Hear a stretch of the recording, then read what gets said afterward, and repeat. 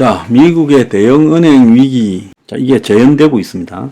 그리고 부동산 PF 4월 위기설이 재현되고 있어요. 이 제 이야기가 아니라 한국 경제의 지금 논설위원 칼럼입니다. 3월 17일 날요.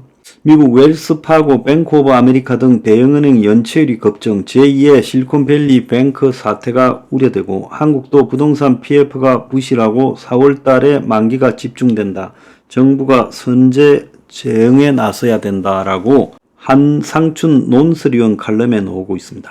자, 제 말인 거하고 똑같잖아요. 미국의 실리콘밸리 뱅크 조기 파산을 선언한 지 1년이 지났는데 우려되는 것은 웰스파고, 뱅크 오브 아메리카 같은 대형 은행의 연체율이 급증하며 대손 충당금 부족 현상이 나타남에 따라 오래간만에 바퀴벌레 이론이 나돌고 있다는 거죠. 부엌에 바퀴벌레가 나타나면 한 마리만 잡으면 될 줄 알았는데 벽장 속에 때가 있어 잡기를 포기했다. 그러니까 이미 징조가 나타나면 손쓰기가 어렵다는 이야기죠. 그래서 미국 대형은행의 위기 가능성이 제기되는 주 요인은 상업용 부동산 시장이 좀처럼 개선되고 있지 않다. 제가 누누이 해오는 이야기를 한국의 가장 보수적인 경제 매체에 근있는 논설위원이 그대로 언급했습니다.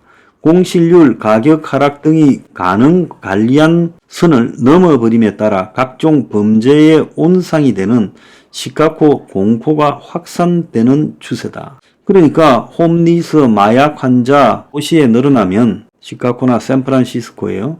임차인과 고객을 쫓아낸다는 신그레시암의 법칙이라는 용어까지 나오고 있다는 거예요. 자, 미국에 이제 건물들이 텅텅 빌다 보니까 이런 데서 이런 현상까지 나오고 있다는 겁니다.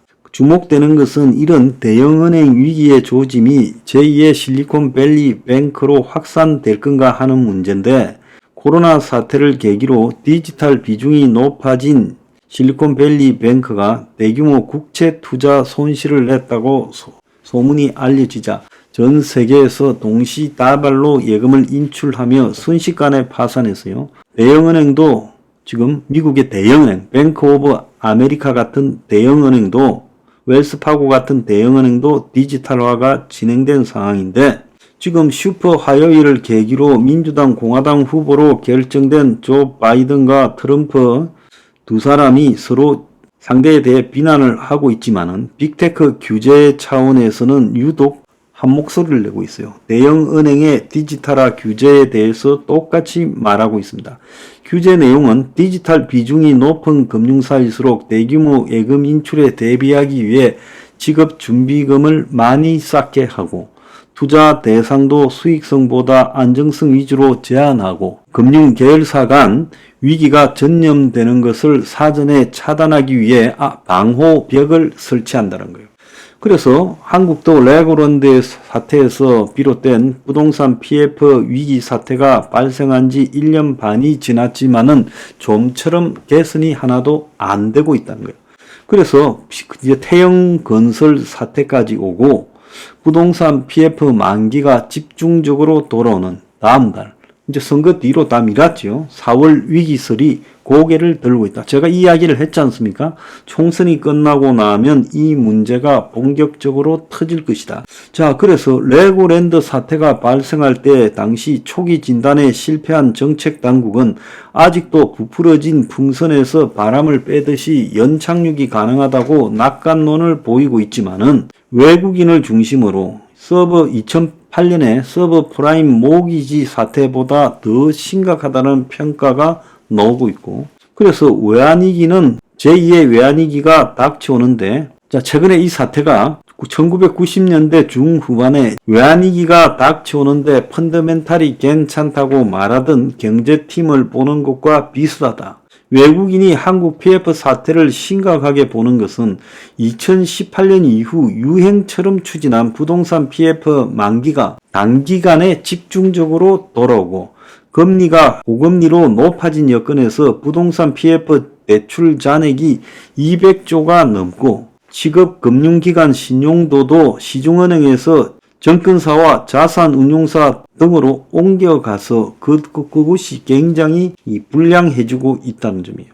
어떤 위기가 발생하기 전에 그 징후만 포착하면 정책 주체가 대응을 할 수 있다라고 하지만은 이 부동산 위기가 특히 그런데 조기 경보 체제가 갖추어졌느냐고 언급을 하고 있어요. 그래서 부동산 PF 의존도가 높았던 위기 발생국의 경로를 볼 때 3단계로 보면 레고랜드 사태로 위기 관련 프리미엄이 올라가면서 거짓 신호 여부와 관계없이 경고가 캐지고 그 이후 관련 프리미엄이 장기 평균치의 표준 편차 2배 이상 급등하면 경고가 노란불에서 주황불로 바뀌고 상황이 더 악화돼 장기 평균치에서 표준 편차 4배 이상으로 급등하면 이제 주황불에서 빨강불로 바뀌는데 경고 3단계에 가게 되면 부동산 PF 사태가 잘못되고 있거나 위기를 느끼지만은 특히 우리처럼 이 정책 당국의 규제가 심한 국가일수록 국민들이 늦게 느끼는데 경고 2 정도에서 알아차려야 사태가 심각함을 면할 수 있는데 그런데 이 지금 사태가 아주 심각하게 가고 있는 것 아니냐는 거예요. 자, 그런데 지금 미국에서 나오는 이야기가 고금리 시대는 지속될 거고 저금리 시대가 끝났다는 이야기가 나오고 있어요. 자, 엊그제 고성범 전 금융위원장이 미국 금리 40년간 이어진 장기 하락 추세가 끝이 났다. 자, 그래서 지금 파월도 굉장히 이 고충을 토로하고 있는데 자, 고성범 전 금융위원장은 이제 고금리 상황이 아주 오랫동안 지속될 거다. 자, 코로나 이전에 보면 2008년 세계 금융위기 때 파생 상품을 발전시켜서 주택시장 위기가 확산됐는데 이때 발생한 위기에서 벗어나기 위해 미국의 중앙은행 등이 세계 모든 중앙은행이 완화적인 통화정책 QE라고 하는 걸 펼쳤지요. 그래서 금융 불균형이 누적됐고 2010년부터 긴축적인 통화를 써가지고 상황을 돌리려고 했지만은 짧은 시간에 해결되지 않고 불황이 오고 해서 그렇게 쉽게 못했고 코로나 위기가 2020년에 오면서 완화된 통화 정책을 썼고 그래서 시장에 돈이 너무 많이 풀려 물가를 자극하게 됐고 물가를 잡기 위해 금리를 올려 긴축 정책을 펴고 아직까지 그런 상황이 이어지고 있다 이런 말이에요. 제가 말한 것과 똑같은 이야기죠. 자, 그러면서 향후 금리 전망은 지금 3년, 10년 뒤에 금리가 어찌 될지 보면 1900년대 이후 경제가 성장하면서 물가가 올라 고금리가 이어졌고 80년대부터 코로나 팬데믹까지 이었던 2021년까지 약 40년간의 금리가 하향 안정화되었는데 코로나 사태 이전에 많은 학자는 장기적으로 금리가 하향 안정화될 거라고 봤다는 거예요. 구조적인 경기 침체, 저축 과잉 때문에 그렇다고 생각했는데 코로나 사태 이후 물가 오름세에 대응하면서 금리가 급격하게 오르면서 이제 학자들 생각도 바뀌었다는 거예요. 그래서 중립금리, 경기를 과열시키지도 냉각시키지도 않는 이 중립금리가 오른다고 본 겁니다. 그래서 중국의 경제에서의 역할 감소가 영향을 줬고 우리나라도 잠재 성장률 하락으로 장기적으로 금리가 하락할 수는 있겠지만은 전체 금리에 영향을 받을 수밖에 없다라는 거예요. 그래서 금융위기는 중앙은행이 잘 대비하면 없겠지만은 역사는 항상 반복되기 때문에 똑같은 금융위기가 반복되지 않지만 비슷한 리듬으로 과도한 신용, 과도한 부채일 때 발생할 수 있다는 거예요.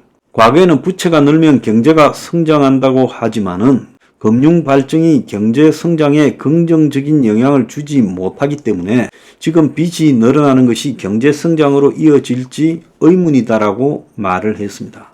자, 미국의 6월 금리 인상과 관련해서요. 지금 파월도 흔들리고 있어요. 그래서 인플레 둔화 속도가 약화됨에 따라서 지금 미국에서는 장기 국채 투자자 손실까지 발생할 거다. 6월 달에 금리 인하설에 베팅했던 사람들 지금 손실이 심각하게 발생할 거라고 예측되고 있어요. 자, 미국의 한편으로 상업용 부동산 발 리스크가 자, 지금 재현될 거라는 이야기들이 곳곳에서 보도로 나오고 있습니다.